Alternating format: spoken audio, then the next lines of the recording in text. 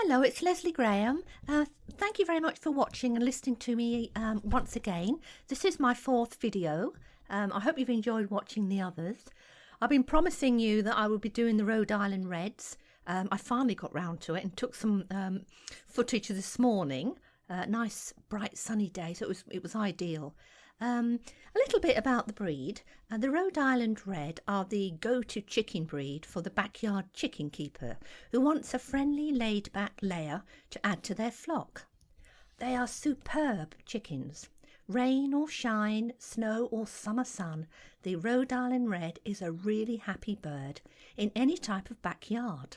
You can put them in your garden, you can put them in a run, you can even have them free range. They are lovely, lovely birds. They are a girl with grit, but don't let that fool you. These beautiful ruby red ladies also possess a lot of heart.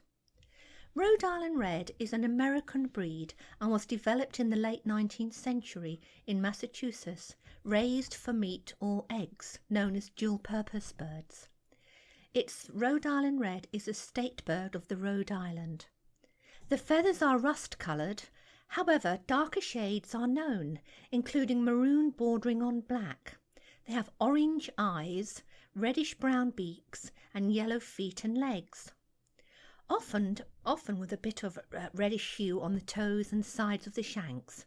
The chicks are beautiful. They're a light red to tan colour, absolutely adorable. Okay, the Rhode Island Red, that comes in two varieties actually. You have the very, very large ones called large fowl. The large male will weigh about 8.5 pounds, while the female will be roughly about 6.5 pounds. Mine are bantam. They're slightly smaller, although they look like large fowl. They're actually bantam. The male will weigh about 28 to 32 ounces, and the female 24 to 28 ounces. Lovely. Like I've said before in my other videos, I do like the smaller ones really. The Rhode Island Red is known for its generally rectangular profile. Birds are certainly more oblong than square, an impression that is enhanced by the long, flat back, only slightly raised tail and vertical breast. However, the birds are not as red as they used to be, or as the name suggests. Instead, modern birds are an attractive combination of rich reddish-brown and black.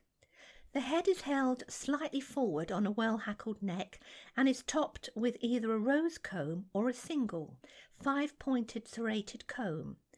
Like I said before, she's got yellow eyes, and the earlobes and wattles are average size and finely textured. The bright legs, of course, are the characteristic of the breed. They are well spaced and have 4 toes on each foot. These lovely little birdies lay around 240 brown eggs a year. Sometimes they're slightly lighter. I collect mine. I've got 3 actually, 3 with a wonderful cockerel, and I collect daily from those, and we are into February at the moment, so I do expect them to lay most of the year, but I get eggs every day from them. Some of them are dark brown and some of them are fairly light. Because of their laying capacity, are frequently used to create many of the hybrid hens used by commercial farms. They have an absolutely wonderful temperament, really, really ideal for the family, for children. Like I said before, in the garden.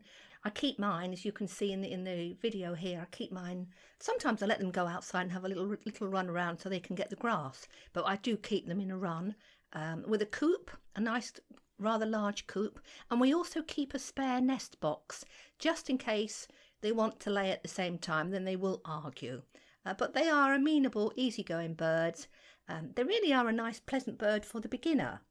I think the reason why I like this particular breed, and I breed lots of different bantams actually, from Pekins to Appenzeller's and back to Rhode Islands, but they have an almost ideal character for the productive backyard chicken. Anybody can keep them. They're generally docile and calm birds. Mine are ever so friendly. They always come up to me. I don't really touch them, but they do come up to you and they like you around, you know. Although sometimes the males can be a little bit sparky with each other. Sometimes if I let mine out, he'll catch the eye of one of the other cockerels and they'll have a little bit of a fight. But apart from that, he's lovely. And they can adapt themselves to whatever setup you can offer them. Like any other breed, however, they will not tolerate overcrowding. So if you're going to keep this breed, try and keep no more than about 5 to 1 cockerel. Like I said before, I've got 3 to 1 cockerel. They are very tolerant birds. They make the best of their surroundings, a trait that makes them particularly suitable for beginners. They are very hardy and mature reasonably early. The only thing they don't do well, which I really appreciate this, is that they don't go broody. That makes such a change when I keep Pekins and all the other ones and Orpingtons that go broody. You don't get any eggs for weeks on end. These just don't go broody. On just about every other count, the Rhode Island Red represents more or less the perfect bird for reliable egg production in the back garden. Sourcing good strains can be difficult, so take time to do your research if you are really interested in this breed.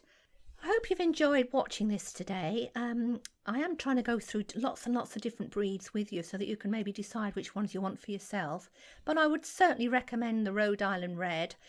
This bird is a favourite worldwide for its pleasant nature, its strength, and because it's both a good layer and a delicious table bird. The Rhode Islands are not skilled flyers because of their size, so you won't lose them. Mine are bantams, and they just don't go anywhere. And like I said before, they originate from the USA. Not much more to say about them. Thank you ever so much for watching this. I will be putting another video on in a few weeks' time, probably about Pekins. I've got lots of different Pekins. But thank you again for listening. Goodbye.